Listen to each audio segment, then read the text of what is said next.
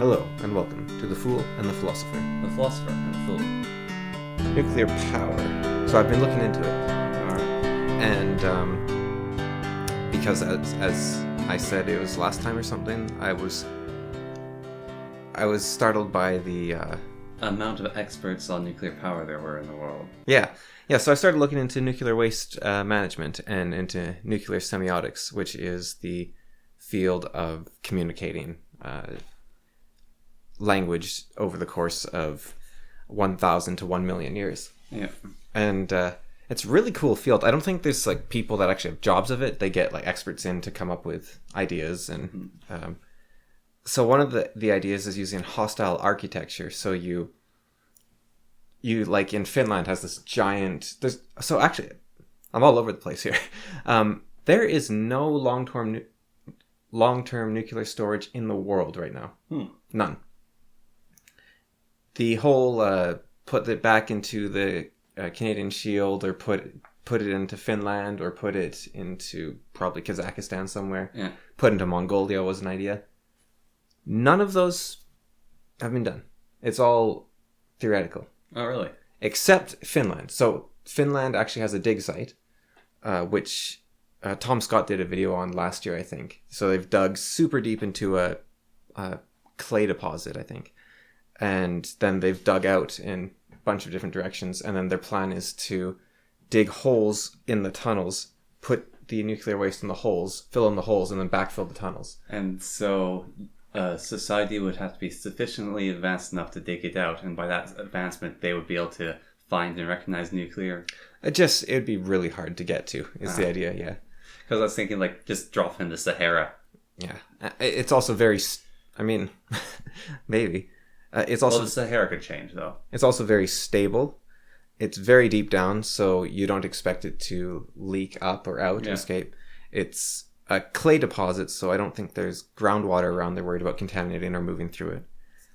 And, so that's planned to be open in 2023. So that will be the first long-term storage made. And, but there is no long-term storage. So short-term storage for... I didn't know this. The Fukushima reactor, that whole meltdown was actually due to their short-term nuclear waste storage. So how you store nuclear waste for the short term is you basically stick it in a swimming pool. And they had the tsunami, and that caused a whole bunch of stuff to break. Yeah. Including, I guess, the thing refilling their swimming pool. I'm not exactly sure. But enough water boiled off that the nuclear waste was no longer contained, and then it melted through the floor and caused everything to go haywire and fall. So that wasn't actually the reactor meltdown. That was just their waste being hot, because it's still very, very hot. Yeah. And so there's been... Can't you, like, cut it into a bunch of little pieces and spread it out? Because it gets hot by being together. Yeah, there was talks about... I can't remember what there was some reason that was a bad idea. I think it was because you just have to, like, put nuclear waste everywhere then, and there's enough that it would be an issue. I'm not exactly sure, but there was some reason they weren't doing that. So what they used to do, France, the United States, Russia, might have only been them, maybe China, they used to just dump it in the ocean because it's very... The ocean's big. Well, water contains radiation. Yeah. And so you need something cold and that stops radiation. And so the ocean's kind of perfect. And it's also very heavy, so it goes to the bottom. I'm not actually sure what the downside is. I guess you might kill any wildlife that tries to like swim past it. Yeah. And you get three-eyed fish that aren't good to eat, and you get heavy metals leaking into the ocean. But to humans, on a certain degree, it does seem really safe. Except, I guess, like you're heating the water and you're causing fish to get poisoned. And a huge amount of resources for human come from the sea. I think also that whole three-eyed mutation, like that... Yeah. I was being hyperbolic. Yeah, but I think a lot of people are, and what that does is it makes it easier to dismiss, because what nuclear radiation typically does is it causes your DNA to be destroyed. So it's like drinking bleach or eating, and your cells basically collapse and then you die. The bigger worry from it would actually be So you have the nuclear waste in a container in the ocean, or you have it down there, and then particles of it flake off as it decays, and those particles are breaking down to slightly lesser elements, and then fish eat those. And then bigger and bigger things until it gets to the point of fish we eat that, and then we get those heavy metals in our system. Well, I think there's also just, it's not nice to Yeah. dump poison into someone else. Like, you're... Yeah. Well, Well, it's poisoning an environment. Yeah. Like, I'm just saying overall poison environment, that's how it backtracks to us, but all the steps along the way is also... Well, I don't even know if that... Like, let's say that never happens. If you kill all the fish, that still causes issues. Yeah. So yeah, and if you have a three-eyed fish, that's actually quite a successful mutation. Yeah. Most mutations tend to be something like your heart has a little valve that doesn't work, and then you just die when you're 3 years old because you don't get a enough little blood. lumpy. And not even like. Well, the Chernobyl legs. There's quite a few people in the Chernobyl area that had a leg that was too long or a leg that was too short, and they're malformed. It was very common around the area of Chernobyl for limbs to be slightly formed wrong, or parts of the face so to be cancer formed is also quite a common result of radiation. So it's actually quite interesting. I think it was Chernobyl, but also Fukushima. They were talking about how there was like 30 deaths at Chernobyl and 0 deaths at Fukushima. Yeah. And then they expect, because it was so recent, especially Fukushima, they expect like 1,000 people to have their lives shortened by 20 years. Mm-hmm. But it hasn't happened yet because it was so recent. Yeah. So it's... there hasn't been many deaths from nuclear reactors yet. Yeah.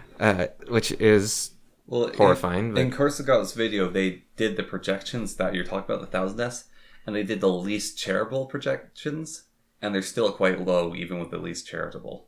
It's still not good that people are getting affected by it, but... No, it's not... Any amount isn't good, but it isn't compared to coal or something. It's not massive. Or cars. But this is a power source, so if we're going with power sources and accident. I'm just talking about accidents in general. So then medium-term storage, what they typically do is they will bury it. They'll encase it in concrete or in steel, and they'll just leave it there. And so, so here's the thing, right? Nuclear waste, we have methods to deal with it. Yeah. To a degree, like we can bury it, we can dig it into this place in Finland. Yeah. So there's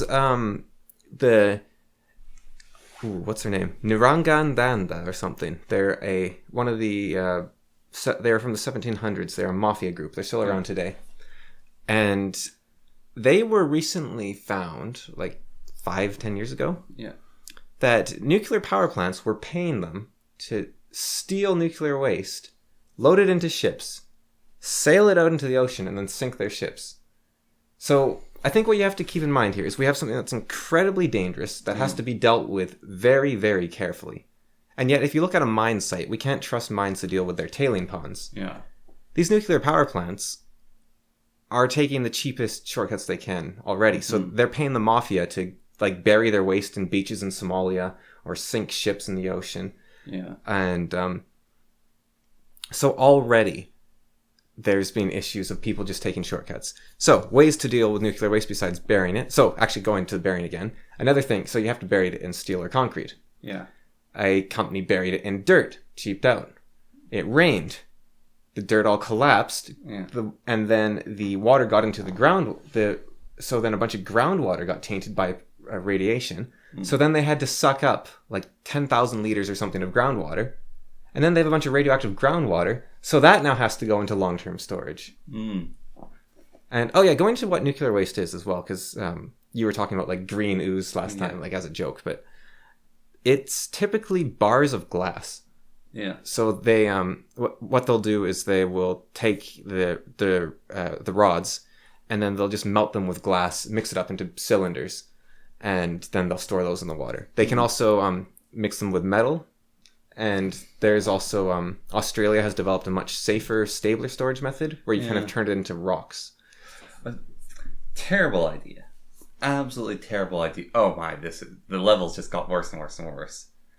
So, a way to very quickly deal with nuclear waste, and it actually gets rid of it to a certain extent, and then it takes about 20 years to clear out, is turning into a bomb.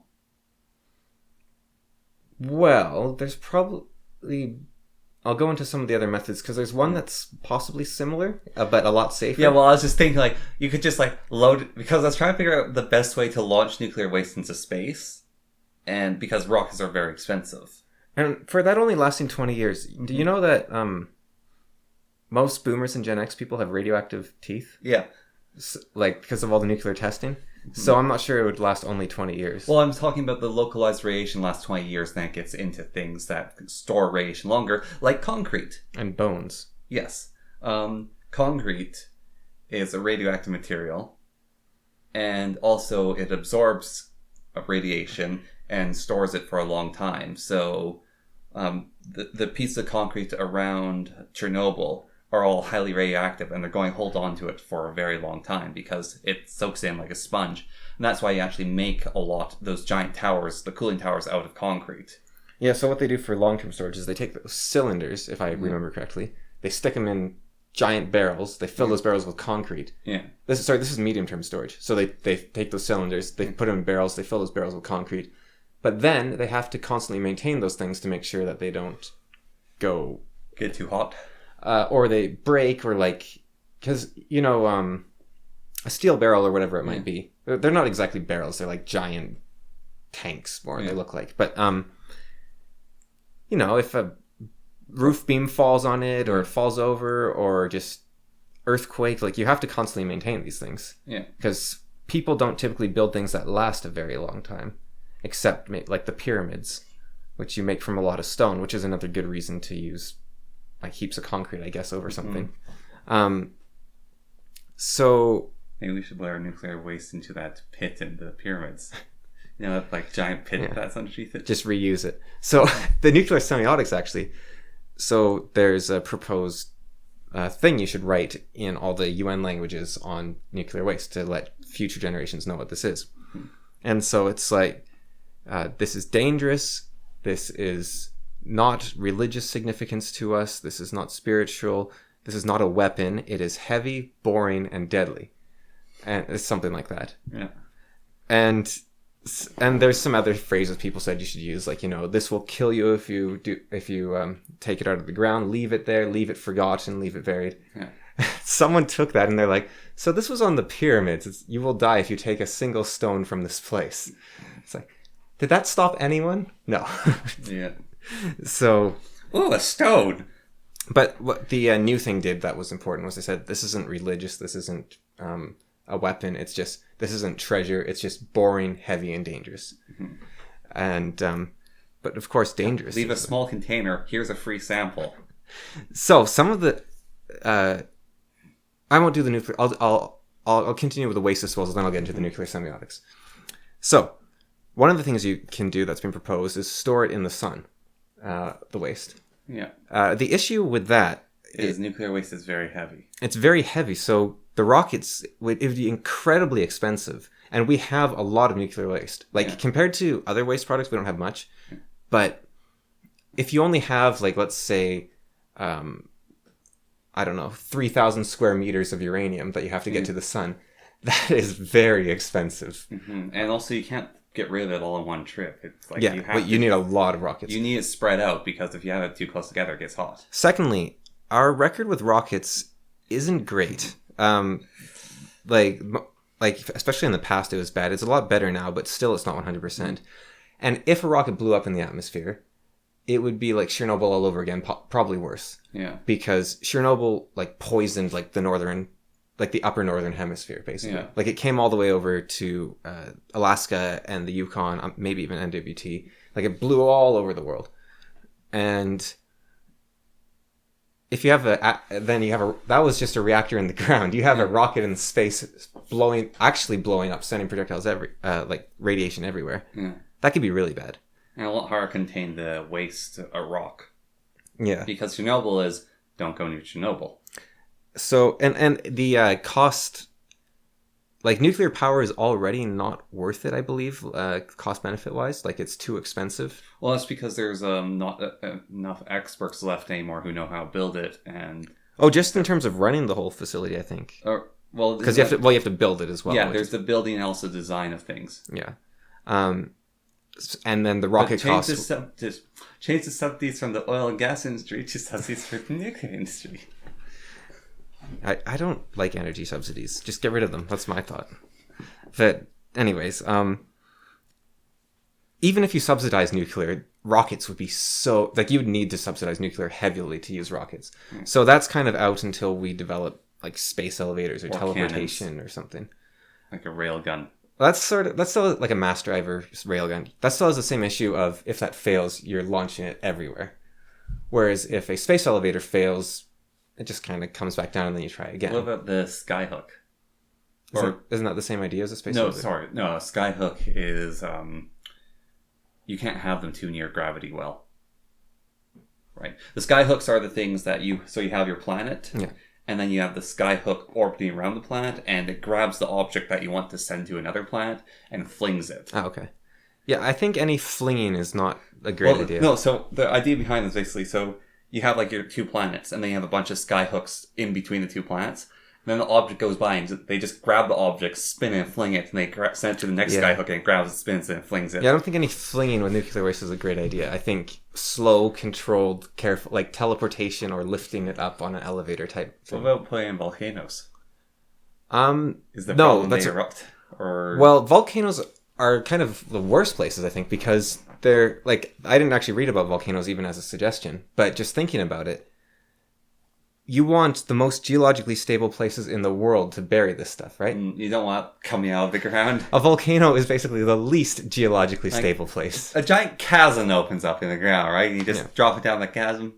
No, because if the chasm had the potential to open in the first place, this is 1 million years. Yeah. The tectonic plates could move and bring it back up. Like, the scale you have to work with is absurd. Like, you have to worry about plate tectonics here. So you have to find like the most stable plate tectonic areas and dig a really, really deep hole and then drop into that hole. Yeah. And like they were digging in Mongolia, and I think it was Mongolia. Like, they were trying a bunch of places. Mongolia was one of them. And then a geologist or something said, yeah, this could be stable for 10,000, 100,000 years, but we don't know beyond that. And that's not long enough. So if you put this here, you have a risk of it coming up and contaminating your groundwater, which is nearby, within the next like 10 to 100,000 years. So like, okay, we have to stop. There's also digging in Yucca in Mexico, and the whole thing collapsed while they were digging, crushed the nuclear waste, and then like spread that everywhere and poisoned a bunch of people. Like a whole bunch of people got nuclear, like radiation sickness. Yeah. So they'll die younger, probably. So it's even dangerous. Like, this was medium-term storage, I think, in Mexico. Yeah. They were just trying to move some waste around, and like 100 people got poisoned. We need to make a Radaway. Yeah, we need ways to cure people. Well, do you know the idea of Radaway and Fallout? It prevents radiation. Yeah, but it's actually like Fallout. So, the nuclear age, like the start of the nuclear age, when a bunch of people thought everything would be nuclear powered. So the Fallout series basically falls along the logic that we actually went in that direction. And so like your car is nuclear powered, everything at home is. But then there's a problem, everyone's getting radiation sickness. And so what was invented was basically, so there's things that make you resistant to radiation, and there's medicine you can take that gets rid of radiation poisoning in your system. And so it's kind of a funny thing. It's like, oh, there's radiation poisoning everywhere. Oh, we got medicine for that now. But that isn't a solution. Yeah. Like, even if you had medicine for everything, you're poisoning the entire world. You have to give it to the trees. You have to give it to the animals, the plants, everything. And the moment you stop, it all goes wrong. Yeah. So you can't just put a Band-Aid on top of a Band-Aid on top of a Band-Aid. You have to actually have you have to stop getting cut in the first place. Or they make a factory that just spews out the anti-radiation. Well, if that factory breaks down, or if 100,000 years from now... Here's the thing. 10,000 years from now, people are all gone. Yeah. The factory stops working, all the animals die. Like, there's a massive amount of responsibility here. Now, the counter idea to the amount of responsibility is just going by evolution. Those bacteria, cyano bacteria, made our atmosphere oxidized. And so, say everything's gone, all humans, all the life that we had, and we've got radiation everywhere, wouldn't life evolve to basically eat radiation? Well, Earth is already radioactive. Yeah. And all the animals are already adapted to radiation. Yeah. Uranium is one of the most common elements on Earth. Yeah, so why don't they just adapt even more? Except 10,000 years from now, let's say, civilizations collapse, this factory stops working. That doesn't necessarily mean people are gone. We're killing our ancestors. And animals will adapt, but not all animals. Yeah. And not those suffering in the moment, including your great-great-grandchildren or whatever it might be. Yeah. And yeah, you're causing a massive amount of misery for a very long period of time simply because you couldn't be bothered to come up with a different solution. Now, like you said, it probably, like, we're not going to kill off all life on Earth. Yeah. But I think if you could prevent mass suffering for 100,000 years, that's not a...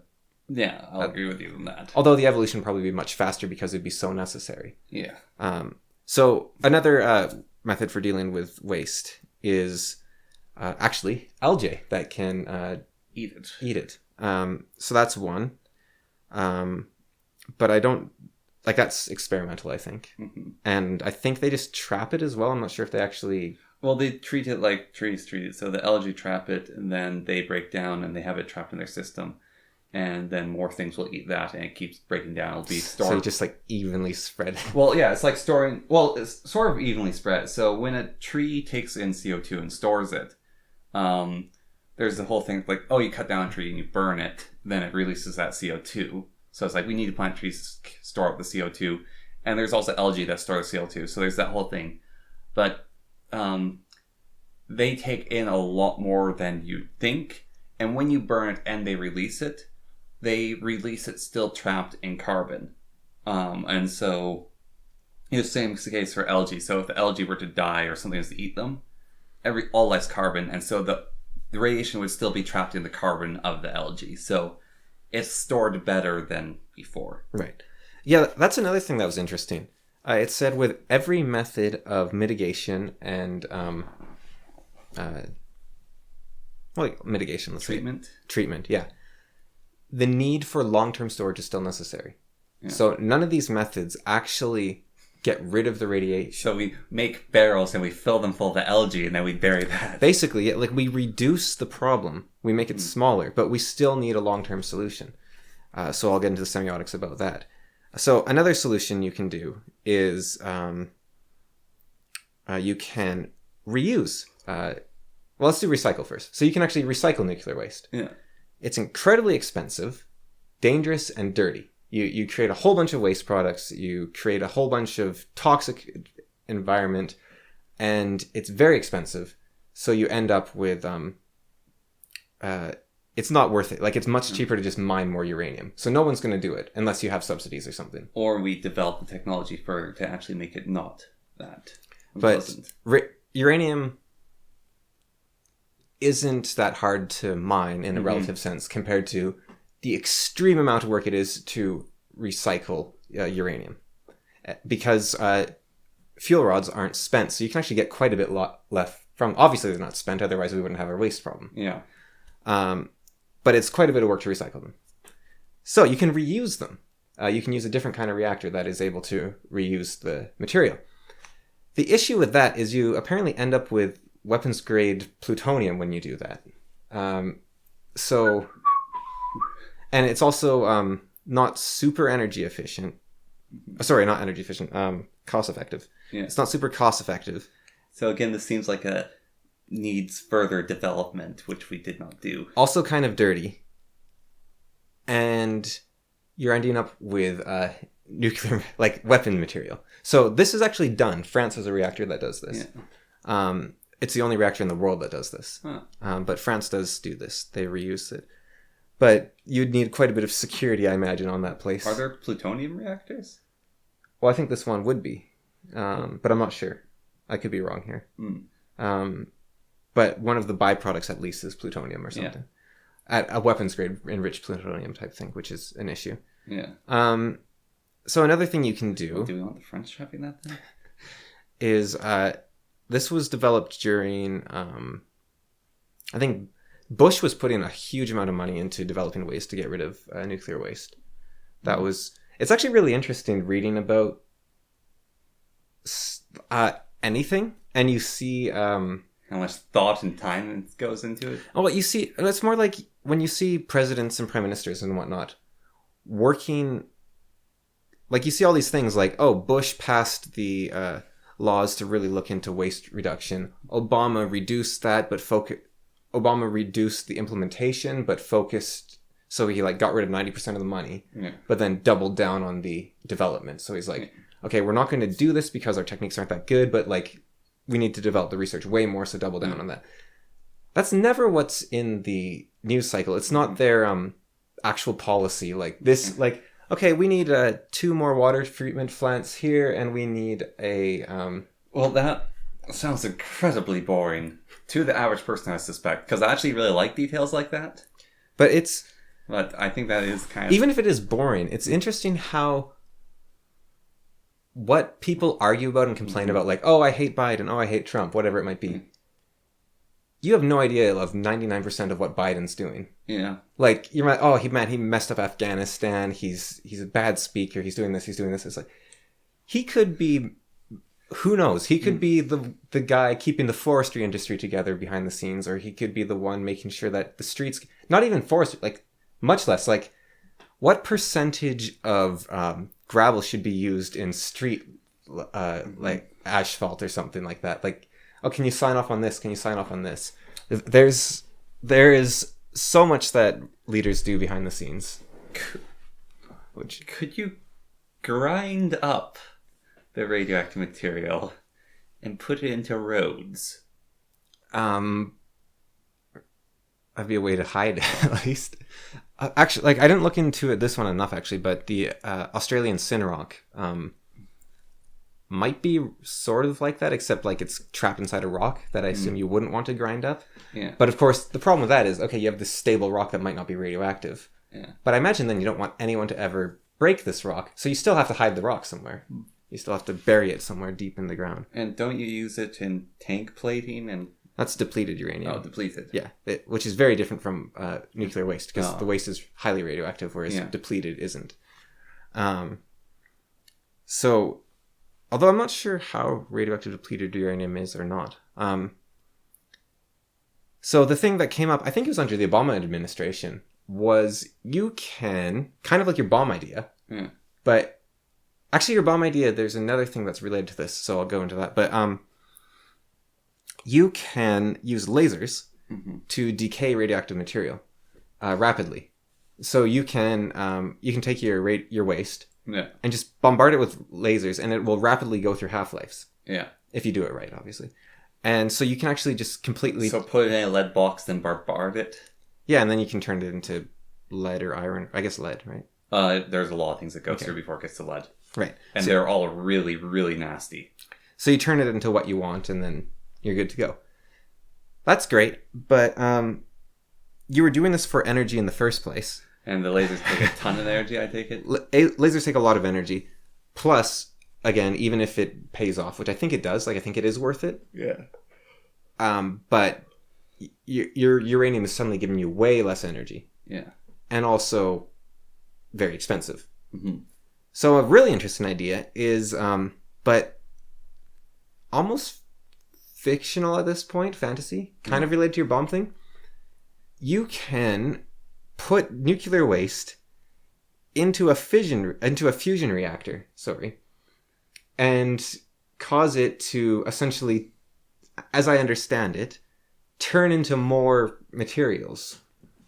So you're not causing a fusion reaction. You are, I think what you're, and I don't know, but I think the idea is that the particles, so you're sending like a really light hydrogen or something, and then you're combining that with like one uranium bit or whatever, and then you get like iron or something, and then you just keep doing that. So you can use that as sort of, I don't know, the backstop or something. I'm not really sure how that one works, but apparently it's possible to use up waste within a fusion reactor, which sounds insane to me, but apparently that's a thing you can do. But we don't really have any fusion reactors.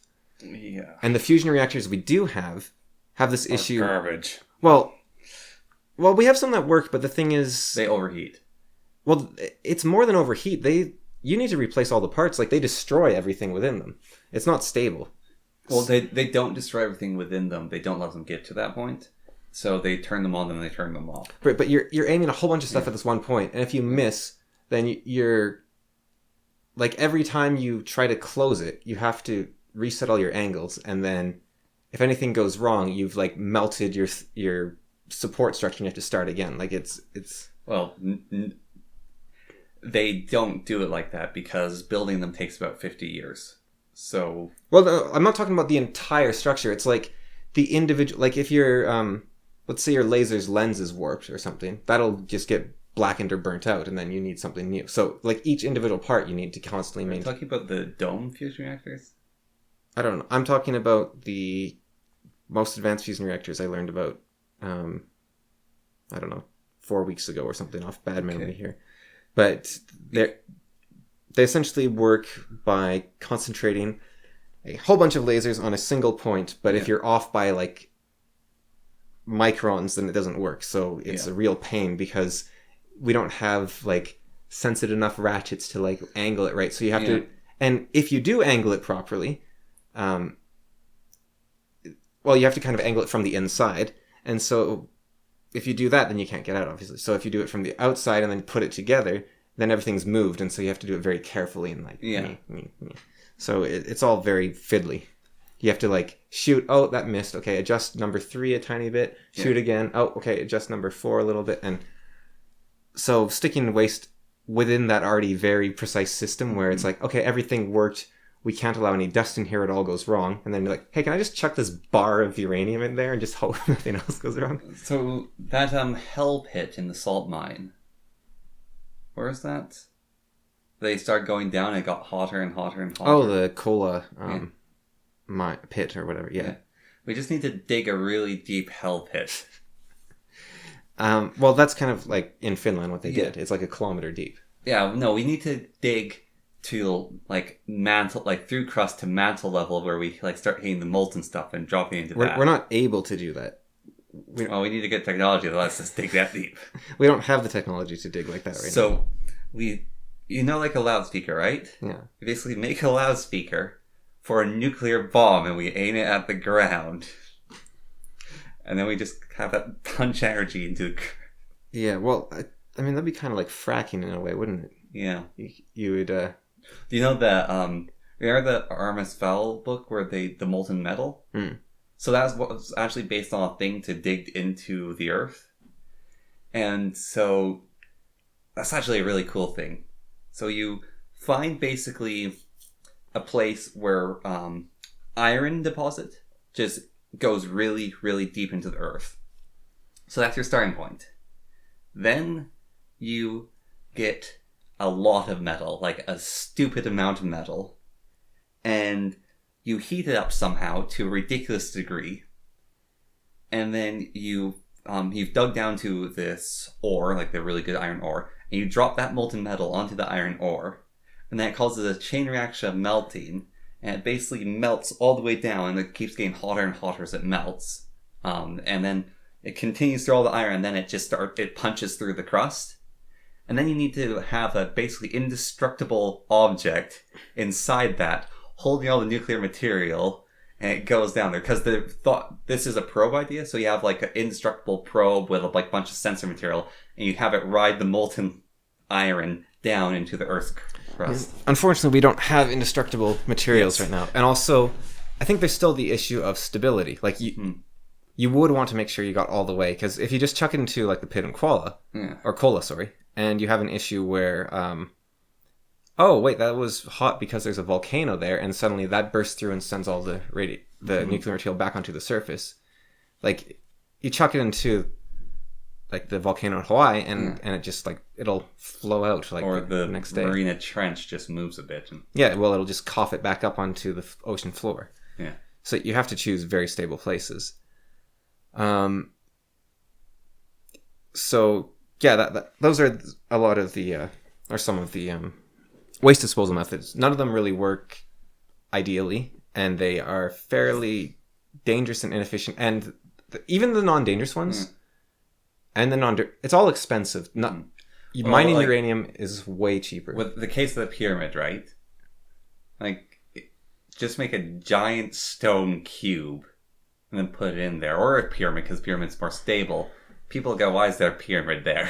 But everyone goes into the pyramids and then they'll die of some curse. Yeah, well, just make it a cursed pyramid. Yeah, but the pyramids have only been around for about 5,000 years. Yeah, and they're pretty weathered. We need something that lasts 100,000 years. Average. Like 10 to 1 million years. Well, I mean, we got a lot of time to figure out the storage, and then we can keep it in the midterm storage. But the midterm storage is killing people. Yeah. Or shortening their lives. Like that happened in Mexico. In France, they had a problem, I believe. Like it keeps happening. There's actually been a lot of storage disasters, far more than plant disasters. Looking at this, did you look into the lower grade reactors that don't use uranium? No. My takeaway from most of the stuff I looked at is this is very complicated. Yeah. And the thing I can take away from it, sort of just stepping back and trying to take a broader logical perspective here, is if we have these mini reactors that can create no waste, and if we have methods that perfectly deal with nuclear waste, and if nuclear waste isn't a problem, then we'd have nuclear reactors everywhere. No, then why are all the governments working really, really hard to solve this problem that doesn't exist? Because we have the legacy reactors that were garbage. But that's one of the reasons. We have to deal with the legacy reactors' waste still. But we are still generating waste. Yeah, well, that's because those reactors are designed to run for 200 years. Yeah, so this, and the other thing is, even if we have like some method like the lasers and it works perfectly and whatnot, it's very expensive, and we're like, oh well, they got the subsidies or whatever. Humans are involved here. Humans like to cut corners and make profits. Yeah. We already know the mafia is literally, it can't be stated enough, the mafia is taking nuclear waste and burying it on the beaches of Somalia. Yeah. They will take, if there is a cheaper option, it will be taken. And we are trusting, we want to trust companies all around the world with this. Yeah. So then moving into nuclear semiotics. Okay, so we have all this waste. Even all these treatment methods, they say we still need a way to get rid of it. So how do you get... And I don't know about these smaller reactors. I assume that everything has waste, but I could be wrong there. Well, if you use a lower grade material, when it breaks down into its form of waste, it's no longer radioactive material. But the energy you'd get from it would be so much smaller, wouldn't it? Yes, it is. So, and also there's less... Thorium's the big one that everyone talks about, thorium reactors. The problem is there's a lot more uranium than there is thorium. I'll get to how much uranium there is in a moment as well. And also thorium is a lot harder to mine than uranium. Because the amount of uranium is interesting. I'll get to that. All right. Okay, so nuclear semiotics is fascinating. So there's the idea of you write some message we come up with in every UN language. First in simplest details, like I said, like this is boring, dangerous, and heavy. Not religious, whatever. And then you write it in more and more complicated descriptions in all the languages, just showing what this is. Yeah. What material would you even put that on for the writing to last? Big old stones. Oh, what is that stuff called? Titanium, maybe? Not titanium, no. It's the hardest metal on Earth, and it's tungsten? Oh, yeah. Wolfram? Tungsten? Yeah, tungsten. Yeah, tungsten. You put in a block of tungsten, no one's going. Yeah, tungsten would probably be not a bad idea. So again... expensive. Yeah. Imagine trying to carve on tungsten a message. Well, you could. Yeah, it'd just take a lot of machining. Yeah, but we could do it now.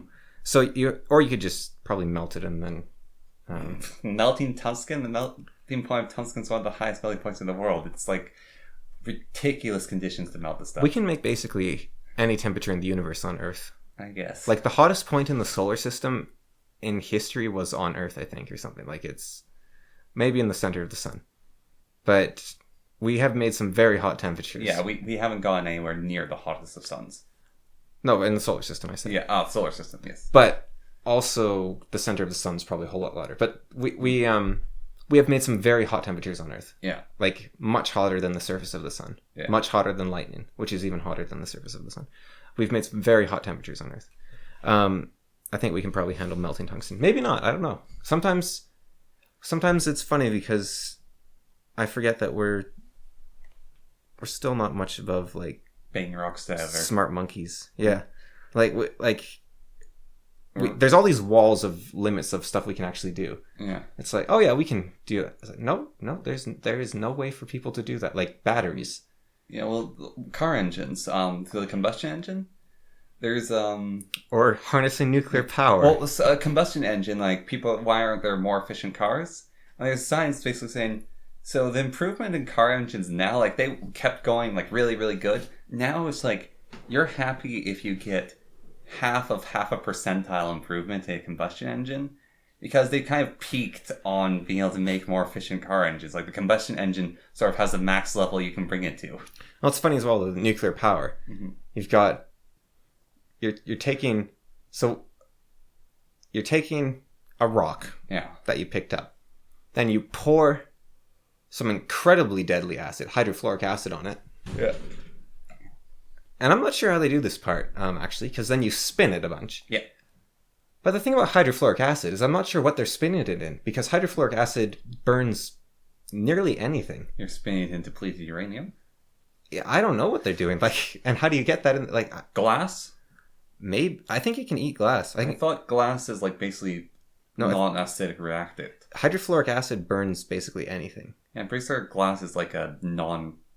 No, like, fluorine gas can melt glass. And I think hydrofluoric actually burns glass.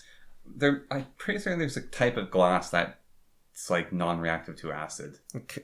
Like, if you make something without carbon at all in it, then... Gold. Yeah. You could use a golden... Okay, so you've got it in your golden cylinder, let's say, because I don't know what they do. You spin it really fast. So you basically dump liquid on rock, spin it, and then chuck it in a pool and have it spin a steam turbine. Yep. Like, it's still incredibly primitive. Pretty cool. But like spin it, separate it, chuck it in. But yeah. So methods for dealing with it. So you write this message. That might not be enough. You need an image. So because language could fall apart. This could be aliens that come to our planet and they're like, what's going on here? This could be a different species. This could be our ancestors, but language is gone. After the fall. Yeah. Tower of Babel's collapse, we no longer communicate. So maybe pictograms are better. Of course, there's the issue. So one image they proposed is a person digging up some nuclear waste and then dying. So multiple problems with that picture. First of all, it went from left to right. Most languages on Earth already go from right to left. So already you have the issue of people might read in the wrong direction, in which case bury something here and resurrect the dead. Yeah. So that's already wrong. They put arrows in the image, but what's an arrow? What's the concept of an arrow? You might not know. There's also top to bottom, bottom to top. Same issue, which order you read it in. Let's say you get the order figured out. What is that creature in the picture that's doing something? And what is it doing? And what is this skull? What does a skull mean? Is that like a drum? Is that a... There was a video where a guy did this great little animation, like, you're a morbid society, that's just a little drum set. You see a skull and crossbones, you're like, ooh, yeah, you pick up the thigh bones, boom, boom, boom, boom, boom. Yeah. So, what is a skull and crossbones? We don't know. What is the nuclear radiation symbol? We don't know. So that's an issue. So, on top of that, they have an idea of something called hostile architecture. So, wherever you end up burying it, like in Finland, you build giant black spikes coming out of the ground in all directions. You coat the entire area for like kilometers around in black concrete, black stone, whatever it might be. So nothing will ever grow there.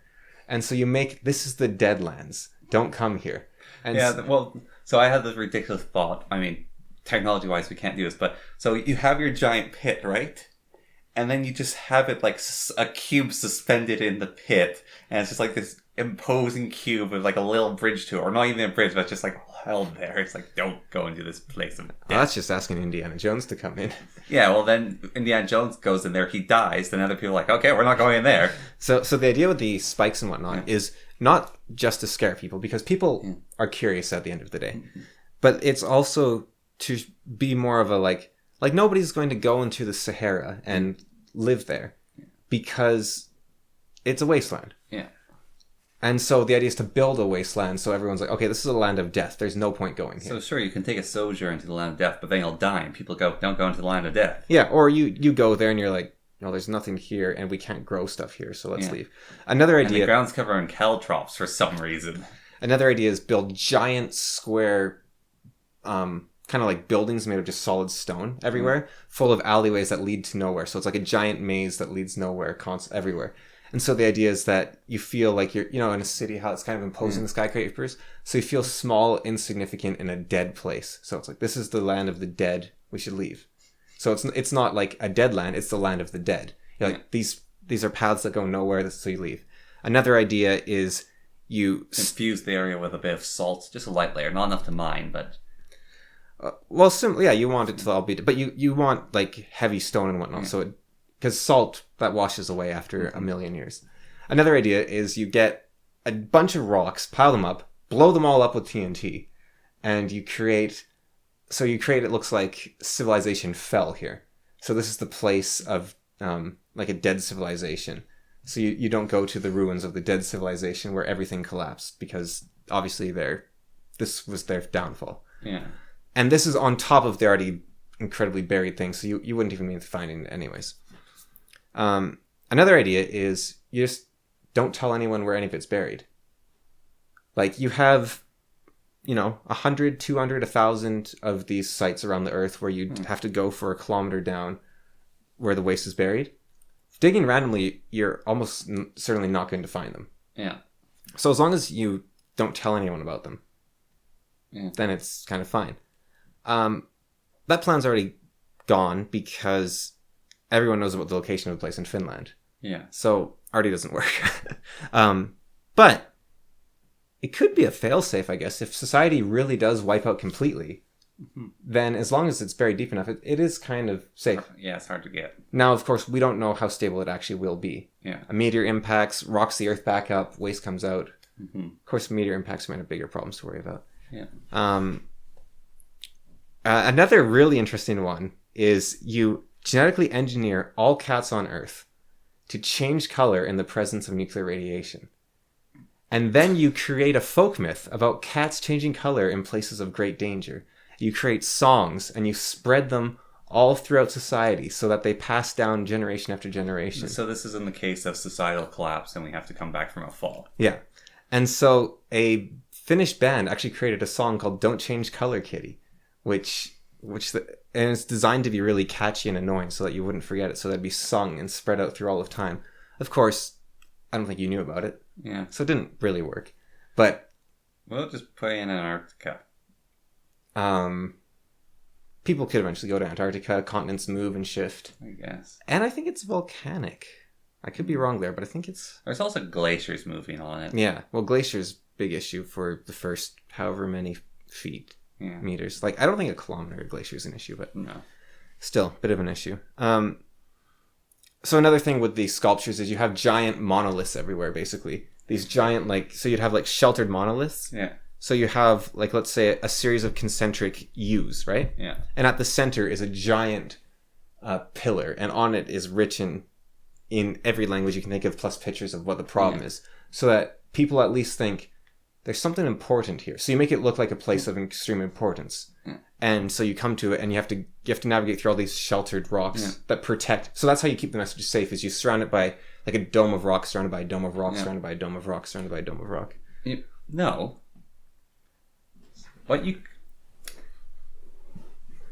This would only affect the explorers. But what you do, so you have the domes of rock. I mean, there's the whole thing, if you go in them, there's nothing. But there's nothing, there must be something here, so you go deeper. So instead, you have this ridiculous thing, and then you put a big old pile of gold in there. The gold's not going to pick up the radiation. So they'll take the gold, they'll have the treasure, they'll leave, and I was like, that site's been emptied. I don't know how radiation works. I don't know if gold can get radioactive or not.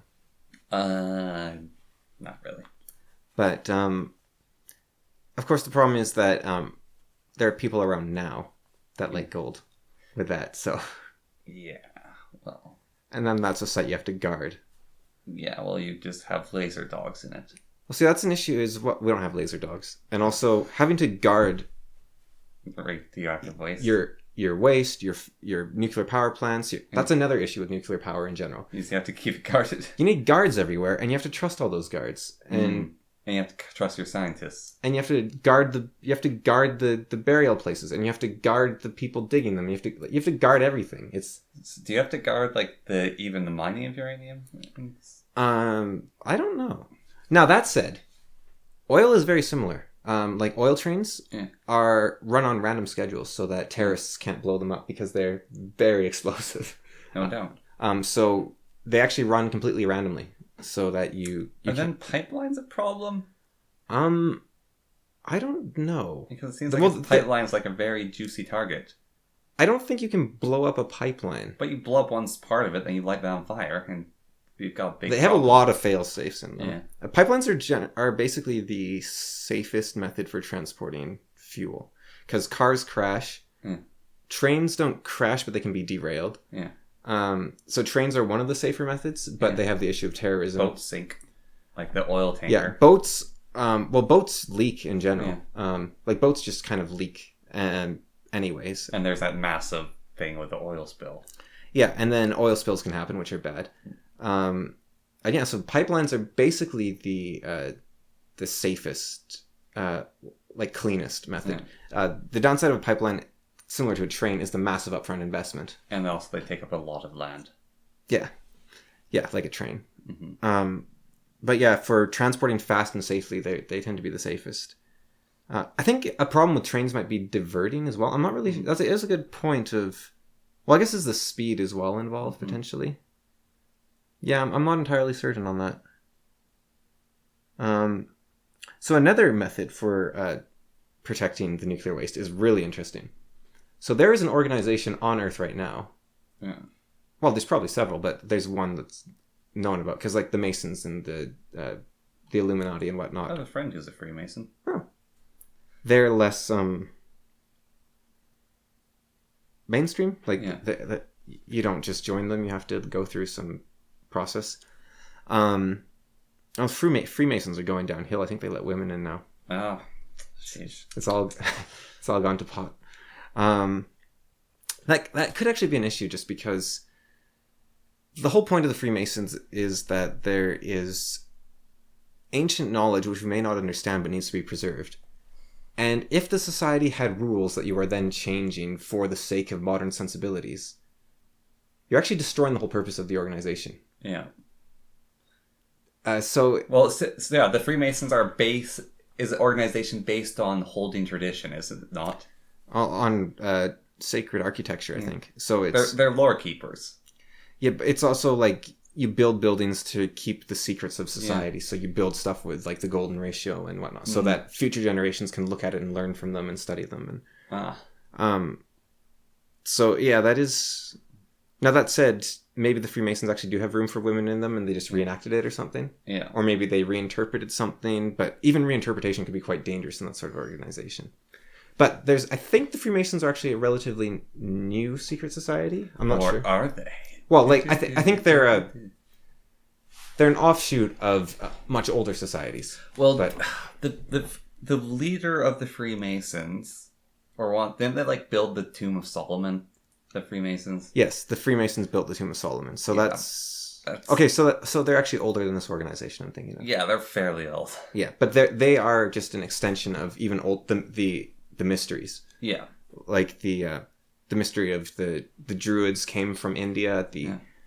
Orpheus came from India. So it's all India. Whatever they were doing there. It's all from the East. Yeah. Damn knowledge from the East. And I don't know where that knowledge came from. Well, Atlantis. Progress in the West, knowledge in the East. Is the idea, I guess, is actually That's actually weird, because there's the West, and that's where the world is, and then there's the knowledge of the East. From one perspective. Yes. Although it's funny if you Well, if you go as far east as you can go, though, we have knowledge. We're not getting knowledge from the West.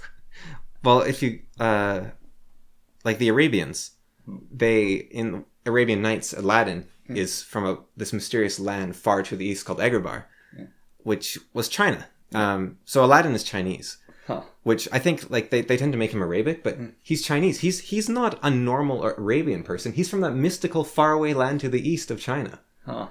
So is even the Eastern people, it's like, it's to the east, it's to the east. Well, I guess there's in China, there's a mystical island to the east where you could find immortality. Yeah, I guess there was. And then in Japan, they're like, yes, we are the mystical. Well, you go north. In Japan, you go north, which also happens to go east. Yeah. Oh, and then the Sami and the Russians and the Northern Japanese, they're like, there is crazy people that live on the ice to the east and as far away. Actually, for the Russians, that is true.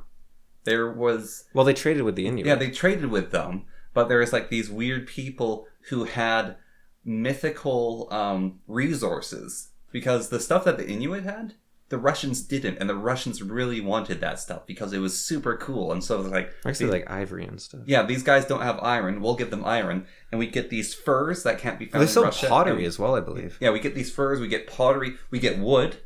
There's certain trees they didn't have, so we get wood, and we get bones, and we get meats. And then the Inuit are like, there's an awful peaceful to the east that we hate, the Dene. Yes. And the Dene are like, there's awful people to the west called the Eskimos. Yes. And actually, I wonder if the Inuit had a name for the Dene that was more like awful. Eskimo is the name that the Dene have for... Yeah. Oh my gosh, the Eskimo is actually, like, you know those things like, oh, that's just an old name, we shouldn't use it because it's offensive? It's like, Eskimo is actually offensive. Well, it was meant to be, yeah. Yeah. Yeah, the Dene didn't like them. No. And then, to this day, to the east of the Dene, there's the Nahanni Valley, which to this day, we have no idea what's in there. Well, there's the Bigfoot in there. Well, not... And the wolves, the Yeah. skin wolves, whatever those things are called. And Well, it's the Valley of Beheading, it's called. yeah, well, there's skin wolves in there is one of the legends. That I can't remember their name. But... Our great uncle actually lived there for a summer. Huh. He was a gold miner there. And, well, gold panner, I guess. Yeah. Yeah. He lived. Yep. He burnt his feet. He accidentally left his sleeping bag in the fire or something while he's... But yeah, he wasn't beheaded.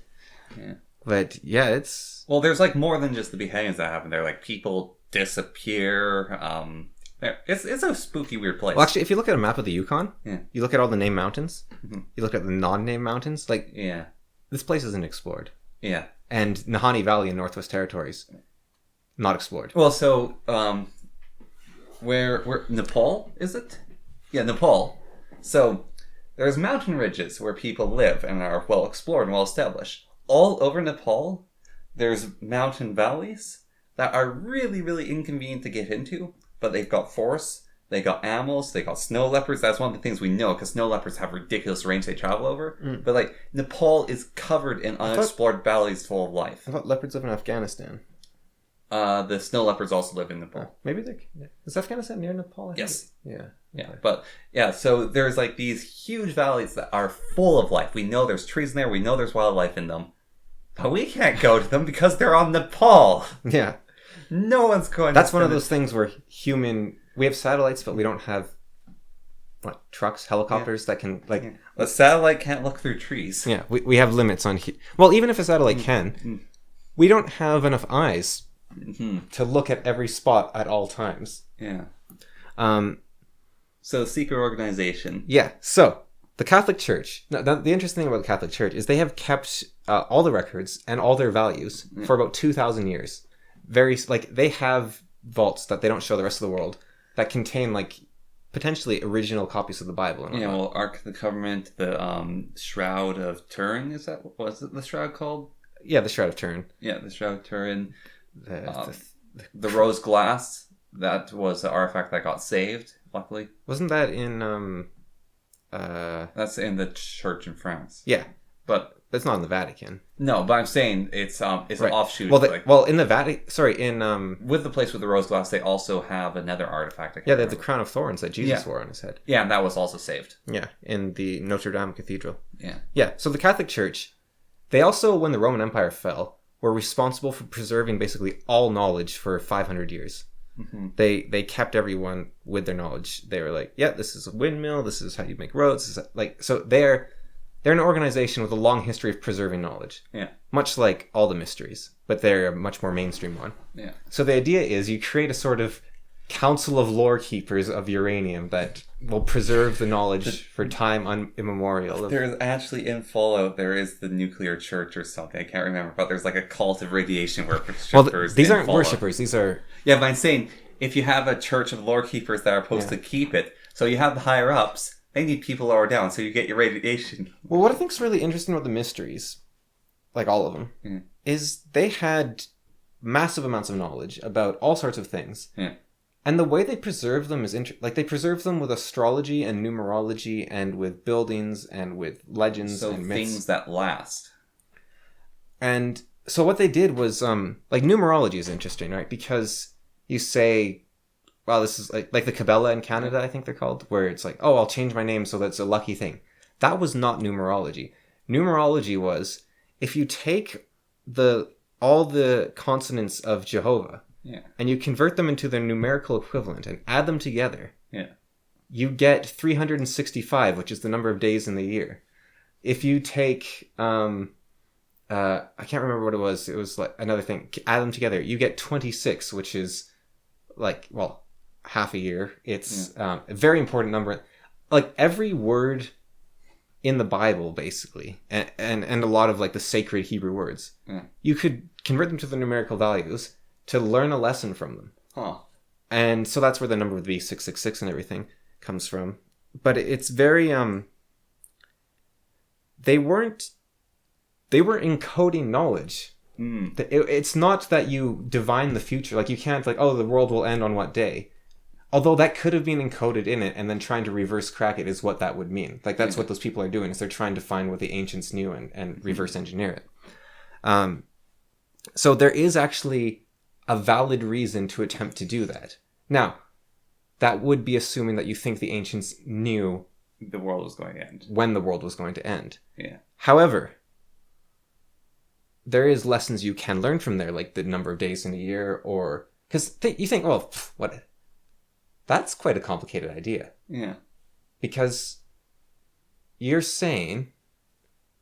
You're measuring distance. You're saying, how long does it take the Earth to go around the sun? Yeah. Like, you could just do it seasonally, but then you might be... Well, it's about as warm as it was this time about 360-ish days ago, but what are you basing on? There must be, like, moon cycles or something you can use that's consistent, but... And see, I don't know, like, we've forgotten... I've not been taught so much, let's say. I won't say humans have forgot so much. I think most of that knowledge is stored. But there's stuff that isn't, like... Well, you base the time you're passing on the looping of the star position. Yeah, I guess you would, yeah. Stars would be... But you'd have to notice that the stars actually have a mapping pattern. Well, the sun rotates at a different rate than the stars, so you can actually track when the sun returns to the house it was... Yeah, but I'm saying you'd have to notice that. Yeah. Yeah, I was trying to figure out what houses meant. I was like, what the heck's a house? Like, the sun is in the house of Jupiter, or not Jupiter. The sun is in the house of Leo or something. Yeah. It's like, what does that mean? Oh, a house is... So right now we're in the house of Virgo, possibly? Aries? I'm not sure. I'm not good at astrology stuff. But it's like, what does that mean? The sun is in the house of it. Astrology or astronomy? Astrology. Huh. So what that means is, if we looked at the sun right now, behind it is the constellation of the current... so behind it would be Aries or whatever. Yeah. And wait, but there's no constellation there. Yes, there is. It's just the sun is so bright we can't see it. So that's what the houses are. It's because they rotate at almost the exact same speed. So no matter where the sun is, that will be where that constellation is. However, the sun rotates slightly faster. So over the course of about a month, the house moves. The sun moves out of the house into the next house. So I was born under the sign of Leo because Leo was behind the sun when I was born. Oh, that's... So this is all this like crazy wacky stuff. It's just so people know how many days there are in a year. Not just that. There's a lot more. Like, for example, it's considered unlucky to be born in the winter months under astrology. It's much more common to die as a baby if you're born in winter. Yeah. Also, you have better, like, people tend to be happier apparently if they're born in the summer. Like, there's actually like these little hiccups or whatever, like they add up over time. Like, oh, well, you had a nice raising, and then, when you were able to finally talk, then you're able to communicate with a world that was kind, and your parents had time to teach you rather than being cold and trying to survive. And there is actually a slight correlation between various outcomes in life and when you were born. Huh. And I think that a lot of this astrological stuff could be observational. Now, of course, the Barnum statements in a horoscope aren't being related to your various signs. No. However, if you look at a horoscope, like I was reading a horoscope, and every single one of them, right? Yeah. It's really good advice. Mm. So I think what it is it's just a modern horoscope could be taken as a way to just get you, like, it's psychology. It's a psychologist who's giving you an excuse. Like, well, I'm not going to, like, it's very hard to tell someone to do something, right? But if the stars themselves tell you to do something, that's a pretty strong incentive. So, well, and still, you have to deal with a person. I'm an Aries, so I deal well with Tauruses and Geminis, and yeah. I'm a very angry person, but whatever. Pythagoras said, do not offer your right hand to anyone without great consideration. And what he was saying was, if you offer knowledge to someone who will not fully embrace knowledge and go the full way in, you will make everyone's life worse. It's the same as a little knowledge is a dangerous thing. Yeah. So there's people, they see the tip of astrology, or they learn the tip of numerology, they learn the tip of whatever. They stop there, and then they think it's this mystical thing that they can use to govern their lives, when there's a much deeper meaning. Yeah. Well, it goes to show my general belief is still kind of true, which is there's reasons people do things, and people in general aren't stupid. Yeah. Well, you know, like the geocentric model of the universe, right? Yeah. That was not. You talked about this before. That was not an astronomical depiction of the world. It was a depiction of heaven, right? It's a depiction of life, heaven, afterlife. And there's that ridiculous picture of, I can't remember. It's one of the alchemical pictures, but it shows you how to make soap. Mm.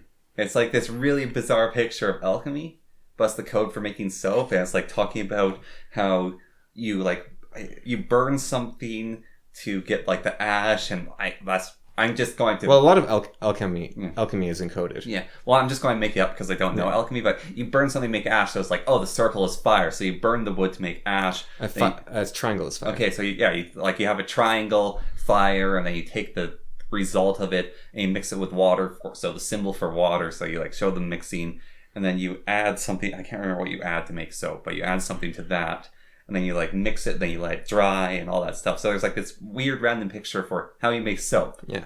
Well, if you look at like a picture of a dragon in a tree getting killed by a hero, that's the sign of add sulfur.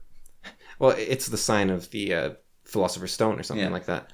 Well, so there's the theoretical alchemical signs, which are their guess of how to make something, but they don't have it complete. But then there's also the practical alchemical signs, which is, this is how you make chlorine acid, and this is how you make soap, and this is how you make I can't remember, a copper compound. Well, there's the other side of alchemy where people say chemistry succeeded alchemy. Yeah.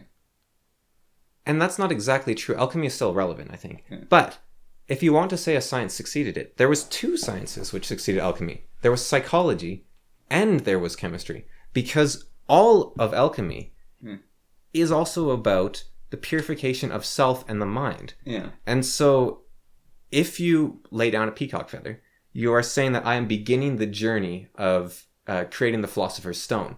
That is the sign of... So a peacock feather means you've completed the first step of the Philosopher's Stone. There's 4 steps. Yeah.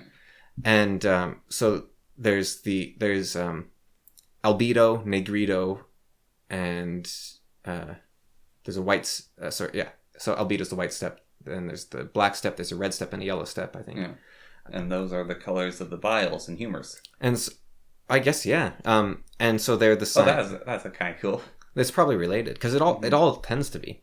But a lot of the stuff is you cannot create the Philosopher's Stone unless you improve yourself. And you're well, how do you prove yourself? Well, you could say, I don't know it specifically right now, but you could say something like, well, the first step of purification is putrefaction.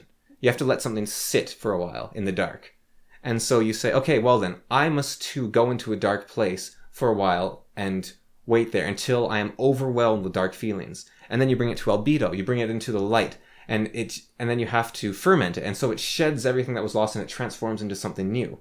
And then you have to burn it. And so I have to invigorate my soul. And so there's the process, right, of you have to die in order to live again as a better person. And so all of life is meant to be the afterworld, where we have gone, where the seeds of Dionysus in order to return back into the divine. So is alchemy just the first self-help book that's saying pursue the infinite stair? Well, it's not the first. It's just it's an encoding of much older knowledge. Yeah. But yeah, it is. It's just saying pursue the infinite, pursue the good. Yeah, so if you look at the sign of silver, which is probably, well, it's my favorite alchemical sign, but it's weird because I did the sign long before I knew the sign of silver. So it looks like an eye. Yeah. So that is the sign. The Eye of Sauron. Yeah. So that is the sign of silver. Yeah. Silver is the sign of the moon. The moon, so silver and the moon and the feminine. So the sun is, so they are both signs of the self. Yeah. The sun is the sign of the self-radiant. So it's the energy of the spirit flowing out. It's the sign of spiritual perfection, or well, not spiritual perfection, but spiritual embodiment. What does that symbol look like? There's a few, and I don't remember. Oh, all right. I think it might just be a circle. Oh, okay. The moon is the same symbol. So the moon is the same alchemical symbol as the sun. Like, it's not the same drawing. Yeah. It has the same meaning. It is the self. However, the moon is the self with the rays.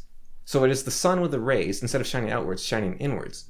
So the moon is the sign of bodily regeneration. So the renewal of the physical self. So it's the light shining inward instead of outward. The sun is the spiritual self, and the sun is the renewal of the moon is the renewal of the inner self. So the bloke with the 3 heads actually only has one? Who, like Janus, or? Well, they've got the head on one side, which is a sun. They got the head on the other side, which is the moon. And then there's the head in the center. I can't remember what that represents. But it's probably like the Father, Son, Holy Ghost or something like that. Yeah, well, it's a Trinity. Yeah, and the Trinities often do have the 3 heads and whatnot. Mm. And then you have the... You have... Well, the sign of Leo, which looks like a little... I don't know, like fish hook. I don't like it. I guess it actually represents the constellation as well. It looks similar to the constellation. But that is the sign of the lion lifting up the sun. And so the lion brings the sun, because the sun is dying, and then Leo comes along and lifts it back up. And Taurus is the sun. Taurus wears the sun in his horns. What do the dog and the rabbit do? I don't know. They chase each other. So because Taurus is during the time of the sun's rebirth, right? Because that is when the winter stops and it's around Jesus' birth. It stops getting darker and it starts getting brighter. And they lined up Jesus' rebirth with the pagan rituals of rebirth and Easter, and they put that all together. Yeah, and the birth of the sun on December 25th or December 21st is when the days start getting brighter. Yeah. And so that's when the sun was born. Yeah. And then it's the brightest day of the year is with Taurus, with the I think with Taurus. Am I kidding? That's right? The March 21st is the longest. Yeah. Or something. Yeah. Around that time. Yeah, I think.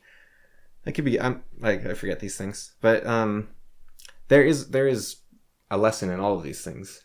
So we just have to do that with nuclear waste. Yeah, exactly. We gotta change the constellations into a big...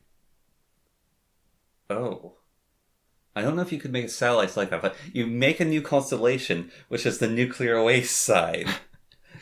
It's the sign of death in the skies. Yeah. But it's like, this, I just thought of it, but like this astrology and whatnot, it's nonsense or whatever. I know the layout of the heavens on the day you were born just because you are a Taurus. right? Like, Yeah. that is incredible. That isn't nonsense. That's amazing. So on the note of the satellite, I don't just know where the Earth... I know where everything was. So on the note of the satellites and the like Doom satellites, so in Cowboy Bebop, there's this part where Earth's old defense satellites shoot lasers at the Earth and carve in Nazca lines. And people are just like, some random hackers doing it. It's like it's aliens or whatever.